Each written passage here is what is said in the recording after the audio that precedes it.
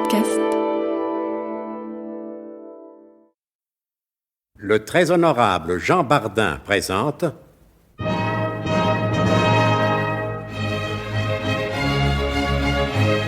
Bon baiser de partout.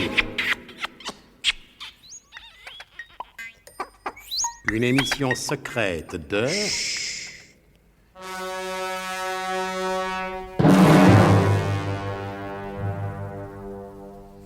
Donc, sachant ce que vous savez, et si vous ne le savez pas, il est trop tard pour vous l'apprendre, les frères Jules et Raphaël Fauderche se sont installés dans un petit café de l'avenue du Général Motors à Houille, juste en face du logis occupé par Nicolas Leroidec. Je laisse la parole à ces deux intéressants jeunes gens. Alors, Jules, qu'est-ce que t'en penses? Oh ben, moi tu sais, Raphaël, je pense comme toi. T'as raison, Jules, puisqu'on pense toujours pareil et identique ensemble. Ce qui fait qu'on pense la même chose tous les deux. Voilà, ça prouve qu'on est du même avis. Et qu'on se le partage. Et qu'en plus, on est d'accord. Ouais, bah, quand même. Il nous a pas tellement bien reçu, le roi Bec. Oh, bah, faut pas lui en vouloir, il se rend pas compte qu'on était venus en amis. Et on a mis tout ce qu'il y a de plus désintéressé. T'as raison, Jules. La preuve, c'est que c'est à lui qu'on s'intéressait. Quand même. Il aurait pu nous faire confiance et s'allonger un peu sur l'opération Tu peux te là. T'as raison, Jules. Parce que nous, hein, qu'est-ce qu'on cherche? Bah, à faire le point. Voilà, comme tu dis, à faire le point. Seulement, pour faire le point, ben, faut tout de même avoir un minimum de coordonnées. Sûr. Ça y aurait pas fendu l'enclume de nous donner en confidence quelques petits détails? Oh ben, faut pas lui en vouloir. Il se rend pas compte que c'est pour lui rendre service en faisant le point qu'on était allé le voir. T'as raison, Jules. Un point, c'est tout. Et pendant ce temps-là, dans l'appartement de Nicolas, on pouvait entendre sa fidèle compagne, Antoinette Duglandier, dite Mémène, lui dire « Mange !» Quoi, mange? Je t'ai rien dit de grossier? Est-ce que tu peux être nerveux? Je te dis mange, parce que tu manges pas qu'il faut que tu manges. J'ai pas faim. Faut te forcer. Si tu manges pas, tu vas tomber malade. T'as une de ces mines? Ah, je le sais. On me l'a déjà dit. T'entends, Mémène? Quoi? Ces bruits de la rue. Ah oui, j'entends. Et alors? Qu'est-ce que ça a d'extraordinaire? Ah, c'est pas des bruits normaux. Regarde par la fenêtre. Voilà. Qu'est-ce que tu vois? T'as raison. Il y a une inhumation inaccoutumée. Il y a un enterrement. Une inanition que je voulais dire. Il y a des gens qui meurent de faim. Oh là là, est-ce que tu peux être pointilleux? Une animation, si tu préfères. Il y a un tas de types qui se baladent et qui n'ont pas l'air d'être du quartier. Oh, et puis t'as qu'à regarder toi-même. Oh, c'est bien ce que je pensais. Ils me servent. Qui ça, ils te servent? Eux, tiens, qui veux-tu que ce soit? Tu vois, tiens, tu vois la petite fille là, qui joue à la marelle avec un petit garçon? Ouais? Oh, ils sont mignons. C'est Napoléon Bouniaplat et Emmanuel Tierce-Molle, déguisés en bambins. Ça alors? Mais c'est comme je te le dis. Et le peintre là, qui ravale la maison d'à côté, on dirait M. Maurice. Ah non, c'est pas lui. Il lui ressemble, mais par les pieds seulement. Oh, à propos de M. Maurice, je me demande comment ça se fait qu'il ne m'ait pas parlé de lui quand ils m'ont passé le cerveau à la lessive. Et ces trois-là, déguisés en Beatles, c'est Sébastien Bougre de Combre, Amédée Va de la Gueule, des hommes de main. Et Léopold Vachetemou, un homme d'après-demain, tous des gars du Duc.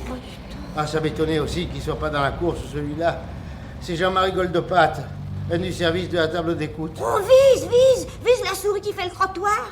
Oh, alors là, c'est un comble. C'est mademoiselle Trousse-Cotte.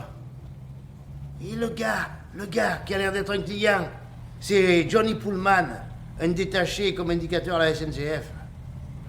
Et là, en face, au café des Puritains et des Call Girls réunis, ces ordures de frères Fauderche, attablés devant une bouteille de mousseux. Ils veulent m'avoir. Ça saute aux yeux comme une bande du fût. Allez, Mémène, faut qu'on se tire, qu'on prenne du large. Mais où et comment? On a presque plus d'argent. Ben, j'en sais rien, on se débrouillera. S'il le faut, je volerai et je tuerai au besoin. Tu sais, ma petite Mémène, j'ai été à bonne école. Bouge pas! Pas un mot, pas un geste, n'ouvre pas. C'est peut-être un tueur. Silence, pas un mot. Regarde en face, en douce, dans le café. Ils sont toujours là? Oui, ils n'ont pas bougé. Y a personne! Chut! Y a personne! Inutile d'insister! Ouvrez sans crainte, mon bon Nicolas. C'est moi, le révérend Peur de Mur. Qu'est-ce que vous me voulez? Vous serrez affectueusement les mains et vous apportez le simple mais sincère réconfort de ma paternelle présence. On peut tout de même pas laisser un saint homme glander sur le palier comme un païen hérétique, que je veux dire. C'est bon, va ouvrir. Ah, je vais. Sur la pointe des pieds.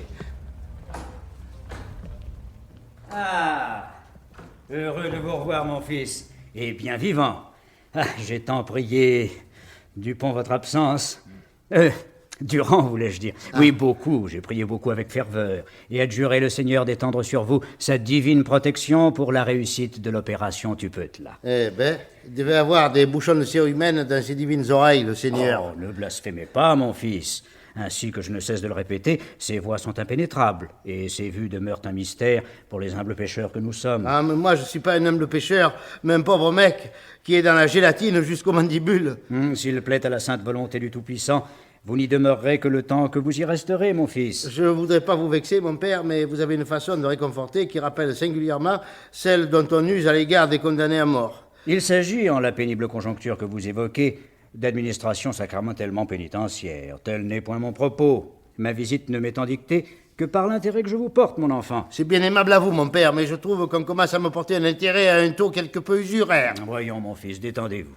Laissez-vous aller en toute confiance. Ce n'est pas l'agent Pierre II qui vous parle, mais l'homme de Dieu, à l'esprit largement ouvert aux faiblesses humaines. Alors, en quoi puis-je vous venir en aide et assistance? En aide et assistance à personne en danger, mon révérend petit père. Ah, que me dites-vous là? Qui pourrait vous en vouloir à ce point? Qui oserait révoquer en doute vos hautes qualités morales et professionnelles, qui vous ont permis de remporter victorieusement la plus éclatante, mais aussi la plus honorable des défaites, à la satisfaction générale de tous ceux dont je me glorifie d'être, qui vous tiennent en l'estime que vous méritez au-delà de toute expression et de nos frontières. Écoutez, mon révérend père de famille, où voulez-vous en venir? Mais mon cher fils a rien d'autre qu'à vous aider, comment dirais-je, obtenir de vous quelques confidences concernant cette très importante opération qui, pour des raisons connues seules du Seigneur et de sa divine volonté, n'a Mon pas... père, vous prendrez bien quelque chose. Ah, non, merci ma fille, je n'ai pas soif. Je vous propose pas de prendre un verre, mais la porte. Mais ma chère fille, voyez... Un bon conseil, mon père. Faites ce qu'elle vous dit, parce que je la connais, ma mémène. D'ici qu'elle vous vire à grands coups d'enclume dans le sacerdoce, il n'y a pas loin. Ah, Seigneur, eh bien, bon, qu'il en soit fait selon votre divine volonté. Bravo, mémène, bien joué. Et alors, qu'est-ce qui vient aussi de casser les impondérables, celui-là? Les quoi? Oui, enfin, je trouve pas le mot, ça va... Alors, celui-là ou un autre, hein? Comme si elle n'avait pas assez d'ennuis comme ça. Encore? Oh, m'en me la foutra donc jamais, cette sacrée paix. Ouvrez, monsieur Nicolas, c'est moi l'adjudant dentifrice, un ami, un vrai. Ah, avec celui-là, on peut y aller. Il n'a pas été élevé au lait pasteur hypocritisé. Ouvre la porte. Ah, alors là, je suis bien content de vous voir, monsieur Nicolas. Ah, Et monsieur vous aussi, Tifris. mademoiselle Mémène, parce que moi, je vous aime bien tous les deux. Et nous Je aussi. suis pas comme tous ces vrais fauchetons qui viennent pour vous tirer les bouteilles du nez. Même qu'en parlant de bouteilles, je vous en ai apporté une toute pleine de bon rhum. Du rhum de la Guadeloupe, naturellement, pas du rhum de la Martinique, parce que le rhum de la Qui est Martinique... gentil, bien alors là, sûr, bien vraiment, le sûr. rhum de la Merci, Martinique, merci, mon bon petit fils, merci. Votre geste me touche beaucoup. Oh, mais vous avez pas bonne mine, monsieur Nicolas. Ben, c'est-à-dire... Et vous non plus, mademoiselle Mémène. moi, vous savez Vous que- devriez aller vous reposer un peu tous les deux. Oui. À Pointe-à-Pitre, par exemple, vous auriez qu'à demander monsieur Alléluia à la Sauvette. C'est mon oncle. Il vous recevra à bras tout grands ouverts. Allez, au revoir, je me sauve, hein. J'ai une course à faire. Une course d'obstacles à Auteuil, dans le prix du conseil municipal. Alors je pars. Au Bon, revoir. voilà, bonne chance. S'ils étaient tous comme lui, enfin. Allez, mémène, ma décision est prise, on fout le camp. Ça commence à sentir un peu trop le cuir de roussi. Prépare les affaires et fais les valises.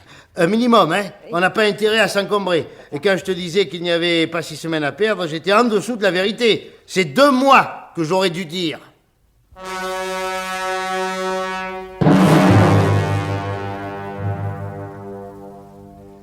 Nicolas Leroy d'Aix réussira-t-il à échapper à ses persécuteurs? Un peu de patience. Il ne reste plus que 2 épisodes pour répondre à cette angoissante question, ainsi qu'à toutes celles restées en suspens au cours des 173 précédents épisodes de notre grande fresque des temps modernes, Bon baiser de partout. C'était Bon baiser de partout. Une émission secrète de... Pierre Dac et Louis Rognoni. Avec Anne Capril, Claude Dassé, Paul Prébois, Laurence Riesner, Alain Roland. Décryptage et mise en code, Jean-Wilfried Garrett.